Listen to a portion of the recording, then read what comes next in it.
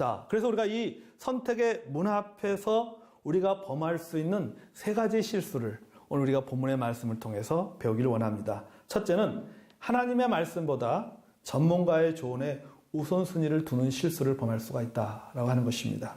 여기 11절에 보면 그렇게 말하고 있어요. 백부장이 선장과 선주의 말을 바울의 말보다 더 믿더라. 그렇게 말하고 있습니다. 백부장의 실수가 바로 여기에 있습니다. 죄인 호송 책임을 맡은 그 백부장이 바울의 말보다도 누구의 말을 더 믿었어요? 선장과 선주의 말을 더 믿었다고 성경이 기록하고 있습니다.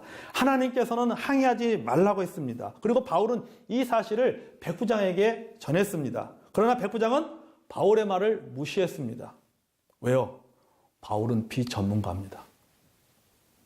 그리고 이 백부장은 선장과 선주의 말을 들었습니다. 왜요? 선장과 선주는 이 항해에 있어서 전문적인 지식을 갖고 있는 전문가입니다. 그러니까는 이 백부장은 하나님의 말씀보다 전문가의 말을 더 신뢰했다는 겁니다. 여러분, 세상에는 많은 전문가들이 있습니다. 그들은 우리들에게 많은 정보를 제공해 줍니다. 우리들에게 많은 지식을 전달해 줍니다. 많은 조언을 해 줍니다. 자신들의 경험을 이야기해 줍니다. 어떻게 살아야 되는지, 이 문제는 어떻게 풀어야 되는지, 어떻게 계획을 세워야 되고, 어떻게 이 일을 추진해 가야 되는지 여러 가지 많은 이야기들 해 줍니다. 통계를 이야기하고 또 상식을 이야기하고 여러 가지 많은 어떤 결과들을 이야기합니다. 그러나 아무리 그런 전문가의 말이 할지라도 그 조언이 하나님 말씀보다 우선일 수는 없다라고 하는 것입니다. 전문가의 조언을 해줄 수 있지만은 전문가는 그 일에 대해서 책임을 주지 못합니다. 우리에게 조언해 줄 수 있어요. 그러나 그 일에 대해서 보장해 주지 못합니다. 그 결과를 보장해 주지 못합니다. 조언을 해주지만은 보장을 해주지 못하는 거예요. 결과를 보장해 줄 수가 없습니다. 하지만 하나님은 다르시다는 겁니다. 하나님은 그 일에 대해서 책임져 주십니다. 물론 우리가 전문가의 조언을 무시하라는 말이 아닙니다. 때때로 우리가 또 문제가 생겼을 때 우리는 전문가의 조언을 들을 필요가 있습니다. 자녀 문제가 생겼을 때 자녀 상담가를 찾아가서 어떻게 하면 자녀의 문제를 해결할 수 있는가에 대해서 상담받을 수 있어요. 또 몸이 아프면 병원에 가서 의사의 진단을 받을 수 있습니다. 내가 어떤 사업하는데 여러 가지 어떤 문제가 생겼을 때 어떤 그 사업의 경영에 탁월한 능력을 갖고 있는 사람을 찾아가서 여러 가지 경험과 조언을 우리가 들을 수가 있습니다. 하지만은 여러분, 그것보다도 하나님의 말씀과 하나님의 능력에 대한 믿음이 우선돼야 된다고 하는 것이죠. 내가 그들의 이야기를 듣는다 할지라도 그들의 조언을 받는다 할지라도 항상 우리의 마음속에 우선순위는 모든 생사복을 주관하신 분은 하나님이고 그 결과를 주시는 분은 하나님이라고 하는 그런 믿음을 가지고 우리가 살아가야 된다는 것입니다. 그런 믿음을 가지고 우리가 선택을 해야 된다는 것입니다. 원래 안타까운 것은 이 믿는 부모들조차도 주일에는 자녀들을 학원에 보내죠. 시험 때가 되면은 예배에 빠져도 된다라고 생각합니다. 하나님 말씀보다 학원 원장의 말을 더 신뢰합니다. 아유, 지금 1시간 더 해야 됩니다. 진도 여기까지 나가야 됩니다. 막 한단 말이죠. 하나님 말씀보다도 학원 원장의 말이 더 신뢰를 해요. 여러분, 공부는 누가 하는 겁니까? 학생이 합니다. 그러나 입학하게 하시는 분 누구예요? 하나님이에요. 내가 아무리 준비하고 뭔가 쌓아나가도 항상 그런 생각이 들어요. 우리가 아무리 준비하고 뭘 해놔도요, 최종적인 결과의 도장은 누가 찍어줘야 되냐면 하나님이 찍어줘야 돼요. 하나님. 그러니까는 내가 뭔가 이루기 위해서 다른 사람의 조언을 듣고 뭔가를 준비하지만 늘 마음속에서는 어떤 생각을 가지고 있어야 됩니까? 이 모든 것에 대한 이 모든 결과를 주관하시는 분은 하나님이다라고 하는 그런 하나님이다 우선순위를 늘 갖고 살아가야 될 줄로 믿습니다. 학원 원장의 말보다도 하나님 말씀에 순종을 해야 된다는 것이죠. 요새 여행을 가게 되면은 그 사람들이 그곳 여행지의 맛집을 찾잖아요. 막 이게 인터넷이나 블로그에 올라온 그 맛집들을 막 검색해서 찾아냅니다. 찾아내고는 실제로 그곳에 가봅니다. 그런데 어떤 경우에는 방송에 출연했다는 집이라고 말하고 블로그에 맛집이라고 말해서 가보면은 이상하게 속았다라는 생각이 들 때가 있어요. 먹으면서 속았다. 야, 이거 믿을 게 못 되는구나. 방송 나왔다고 해서 믿을 게 못 되는구나. 인터넷 블로그에 맛집이라 나와 있고, 음식 차려놓은 거 사진 찍고, 밑에다가 가족들하고 이번 주에 갔었는데, 우연히 들렸었는데, 어쩌고저쩌고 막 써놓잖아요. 야, 그거 참 믿을 게 못 되구나. 맛집이 아니라 맛집이에요. 뒤통수 맞은 집. 뒤통수 맞은 집. 그러니까 막 어떤 영업적인 마인드를 가지고 써놓은 사람들의 말에 속은 것입니다. 오히려 그들의 말을 들었다가 여행이 엉망이 되는 경우도 있어요. 여러분, 세상의 조언은 이럴 수도 있다는 겁니다. 하나님 말씀보다 우리가 그런 세상 사람들의 이야기를 따르다 보면은 어떻게 될 수 있어요? 망할 수 있어요. 망할 수 있어요. 고기잡이 전문가인 베드로에게 목수 출신 예수님이 말씀하셨습니다. 뭐라고 말씀하셨어요? 너 배 오른편으로 그물을 던져라. 누가 말했어요? 목수 출신이 어부 출신에게 말했습니다. 그랬더니 어부 출신이 목수 출신의 말에 뭐였어요? 순종했어요. 전문가가 비전문가의 말에 순종했습니다. 여러분, 사실 여러분 목회자는 전문가가 아니잖아요. 진로 문제의 전문가가 아닙니다. 사업의 전문가도 아닙니다. 가정생활을 잘 코칭해 줄 수 있는 능력도 없습니다. 병을 진단하고 처방할 수 있는 그런 어떤 의료적인 기술을 갖고 있지도 못합니다. 그럼에도 불구하고 여러분, 우리가 일상을 살아가면서 겪게 되는 크고 작은 문제들을 가지고 목회자를 찾아가서 상담을 하고 조언을 들어야 될 이유가 있어요. 그분이 비록 사업의 전문가는 아니지만, 그분이 비록 어떤 병에 대한 전문가는 아니지만은, 그분이 어떤 교육에 대한 전문가는 아니지만은, 그분이 어떤 여러 가지 가정이라든지 개인의 어떤 문제를 풀어줄 수 있는 그런 능력을 갖추고 있는 전문가는 아니지만은, 그럼에도 불구하고 우리가 목회자를 찾아가야 될 이유가 있어요. 그분에게 조언을 들어야 될 이유가 있는 것입니다. 그분과 상담해야 될 이유가 있어요. 왜냐하면 그것을 통해서 하나님의 뜻이 무엇인지를 알기 위해서예요. 하나님의 뜻을 알기 위해서인 겁니다. 이 문제를 어떤 방향으로 해결해 나가는 것이 하나님의 영광을 위한 것인지에 대해서 알기 위해서인 것입니다. 성도 여러분, 우리에게 이런 믿음이 필요합니다. 저와 여러분에게 이런 믿음과 이런 태도가 있기를 바랍니다. 둘째, 하나님 말씀보다 군중의 여론에 따르는 것입니다. 자, 12절을 볼까요? 그 항구가 겨울을 지내기에 불편하므로 거기서 떠나 아모쪼록 베니스에 가서 겨울을 지내자 하는 자가 더 많으니, 그렇게 말씀하고 있습니다. 자, 배 안에는요 몇 명이 있냐면 276명이 탔습니다. 다수의 의견이 뭐냐면은 항해를 하자, 그거예요. 우리 갑시다. 바울은 안 돼. 그랬는데 그 다른 대다수의 사람들이 우리 갑시다. 괜찮습니다. 우리 갑시다. 여러분, 다수가 항상 옳은 것이 아닙니다. 물론 민주주의는 다수결의 원칙이에요. 민주주의는 다수결의 원칙입니다. 하지만 그 다수결의 사람들이 어떤 사람이냐에 따라서 그 결정이 옳은 결정이 될 수도 있고 그런 결정이 될 수도 있는 것입니다. 그래서 다수가 항상 옳은 것은 아니다라고 하는 겁니다. 우리가 잘 듣는 말 중에 하나가 뭡니까? 다른 사람도 다 그렇게 하지 않나요? 이게 상식이에요. 이 시대의 흐름이 이렇습니다. 이 시대가 그러니 어쩔 수 없습니다. 남들도 다 그렇게 합니다. 이런 말 우리가 얼마나 많이 듣습니까? 그래서 우리가 어떻게 해야 됩니까? 남들이 다 하니까 그렇게 따라야 됩니까? 시대가 그러니까 그렇게 흘러가야 됩니까? 광야로 온 이스라엘 백성들 보십시오. 그들이 애굽에서 나와서 광야에서 그들이 대다수의 백성이 뭘 원했어요? 가자는 것이었습니다. 돌아가자는 것이었어요. 어디로? 애굽으로 돌아가자 그랬어요. 애굽으로. 우리 애굽으로 다시 갑시다 그랬단 말이죠. 여러분, 그러나 그들의 의견은 틀렸습니다. 대다수가 다시 애굽으로 돌아가자고 얘기했지만 그것은 하나님의 말씀이 아니었어요. 그거는 진리가 아니었어요. 그거는 거짓이었어요.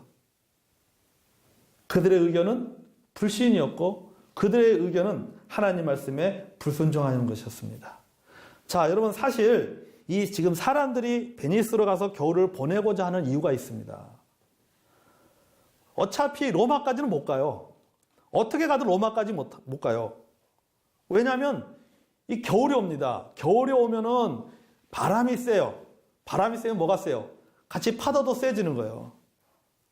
막 풍랑이 있는 거예요. 그렇기 때문에 잘못하면 배가 파산할 수 있습니다. 그렇기 때문에 이 지중해 연안에는 겨울이 오면은 그 당시에는 배들이 항해를 하지 않았습니다.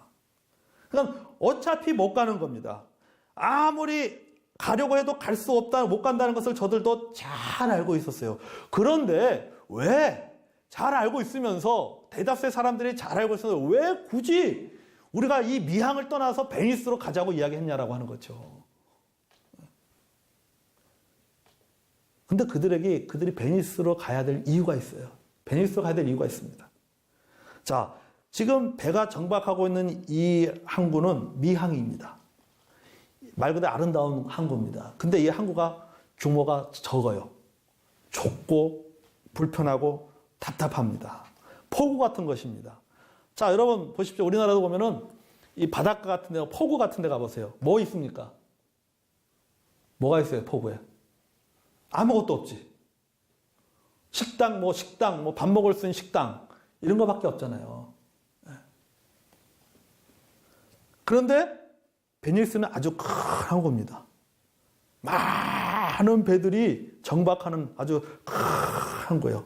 자, 항구가 크면은 뭐가 많겠습니까? 술집이 많지요. 식당이 많지요. 숙박시설이 많지요. 유흥과 쾌락을 즐길 수 있는 것들이 너무 많은 거예요. 항구가 크니까 얼마나 많은 사람들이 왔다 갔다 하겠습니까? 그러니 여러분 생각해 보세요.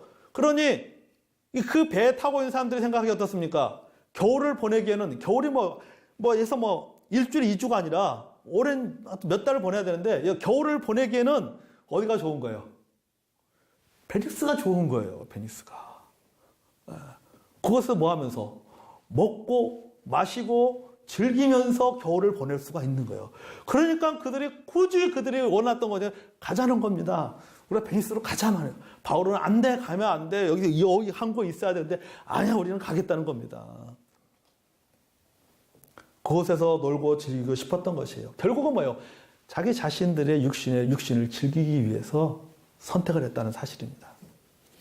여러분, 다수의 의견을 무시하는 것이 아닙니다. 과연 그 의견이 좋으냐를, 옳으냐, 성경적으로 옳으냐를 말하고 있는 겁니다. 어떤 인기 있는 견해에 우리의 행동이 결정되어서는 안 됩니다. 많은 사람들이 다른 사람들의 시선을 의식하고 다른 사람들의 의견에 밀려서 하나님께서 원하시는 일들을 하지 못합니다. 때로는 교회 안에서도 성도들의 의견에 따라서 어떤 비성경적인 프로그램도 할 수 있습니다. 성경의 본질을 버리고 비본질적인 것을 추구할 수 있습니다. 하나님의 뜻이 무엇인지 명확하게 알고 있음에도 불구하고 성도들의 반응이 두려워서 때로는 주변 사람들의 여론에 반하기 때문에 하지 못할 수도 있습니다. 여러분, 우리에게는 이런 모습이 없기를 바랍니다. 바벨론으로 끌려간 다니엘을 보십시오. 그는 뜻을 정했잖아요. 다니엘서 1장에 보면 뜻을 정했습니다. 하나님의 말씀에 따라서 자신은 우상의 제물을 먹지 않겠다고 그는 결심했습니다. 누가 먹는다고 뭐라 하지 않습니다. 우상의 제물을 먹는 것이 문화입니다. 그 당시에 바벨론에서의 상식입니다. 모두가 용납해 줄 수 있는 것입니다. 모두가 다 이해할 수 있는 행동이었습니다. 아니, 다니엘이 우상의 제물을 한번 먹는다고 해서 그가 하나님 버릴 사람입니까? 우상의 제물을 먹는다고 해서 하나님 버리겠어요? 아니에요. 하지만 그는 우상의 제물을 먹지 않았습니다. 왜요? 그는 그 작은 것에서조차도 하나님의 말씀을 더 우선적으로 여겼다는 거예요. 하나님의 말씀. 여론에 밀리지 않았어요. 하나님의 말씀에 대한 믿음을 버리지 않았습니다. 결국에는 하나님의 축복을 받았습니다. 여러분, 이 시대를 살아가는 사람들이 옳고 지혜롭다고 여기는 일들이 있어요. 우리 주변에도 이렇게 보면요. 지금 이 시대, 지금 우리가 2016년 1월을 살아가고 있는 우리에게, 우리 주변에 우리와 함께 더불어 살아가는 이 시대의 사람들 가운데 우리보다 옳다라고 지혜로운 사람들이 있습니다. 이 시대의 사람들 가운데 옳고 지혜롭다고 그 사람들이 지혜로운 일이라고 생각하는 것이 있어요. 옳은 일이라고 생각하는 것이 있습니다. 상식이라고 생각하는 일들이 있습니다. 시대의 분위기라고 하는 일들이 있습니다. 종교차별금지법이 그렇습니다. 동성애차별금지법이 그랬습니다. 종교다원주의 문제가 그랬습니다. 이슬람 자본이 한국에 들어오는 문제가 그렇습니다. 할랄 식품의 이름으로 이슬람의 문화가 한국에 들어오는 것이 그렇습니다. 여러분, 이런 문제들이나 법들에 대해서 대다수가 우호적이라 할지라도 성경에서 위배되는 문제에 대해서는 찬성할 수가 없는 거예요. 그게 우리 그리스도인이 가져야 될 믿음이에요. 대다수의 여론이 그런 거에서 지지하고 찬성한다 할지라도 여러분, 그것이 성경적으로 위배되는 일이라면 그것이 아무리 법이라 할지라도 우리는 그것에 찬성할 수가 없는 거예요. 남풍이 순하게 불매. 야, 우리가 선택을 잘했어. 봐, 남풍 불잖아. 항해하기 너무 좋은 날이에요.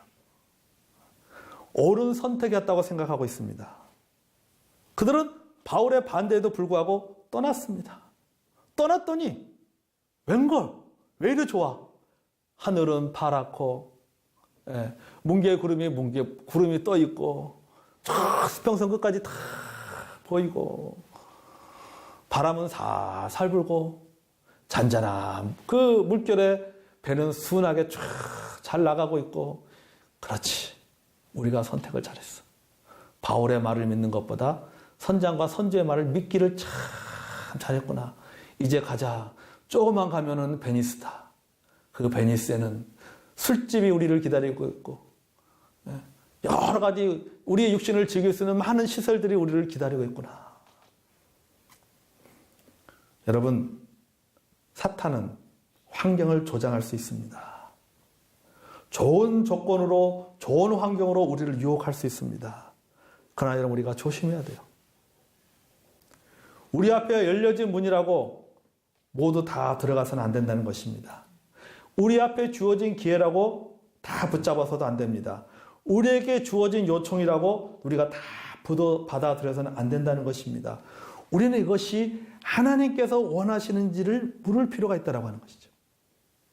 이 열린 문이 내가 하나님 들어가야 될 문인가에 대해서 하나님 앞에 우리가 물어야 된다는 것입니다. 왜냐하면 환경을 보면 그 모든 일들이 마치 다 좋은 일처럼 생각되기 때문입니다.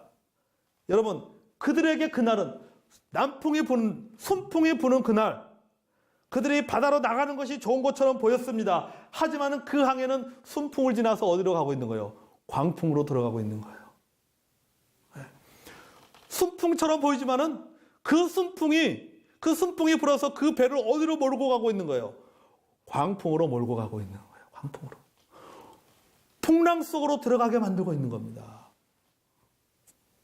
자신들이 원하는 것을 얻고자 생각했지만은 그것은 착각이에요. 이미 가진 것조차도 다 잃어버리는 것으로 지금 들어가고 있는 것입니다. 여러분, 그들이 유라굴라라는 광풍을 만나서 어떻게 됩니까? 다 집어 던지잖아요. 살려고. 다 집어 던지라고. 가지려고 갔다가 결국 어떻습니까? 가진 것조차도 다 잊어버리는 결과를 가져오게 되는 것을 보게 됩니다. 요나를 보세요. 요나가 하나님의 명령을 어겼습니다. 다시스로 가기 위해서 욥바로 내려갔어요. 딱 내려갔더니 도착하자 마침 요나서 1장에 보면 그렇게 표현하고 마침 다시스로 가는 배가 딱 기다리고 있는 거예요.